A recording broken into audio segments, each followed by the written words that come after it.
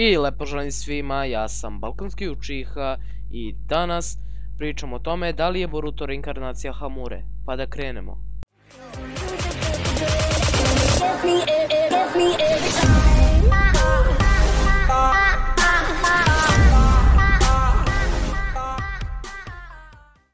Saznali smo da je Naruto reinkarnacija Shure, a Sasuke reinkarnacija Indre još u Naruto Shippudenu.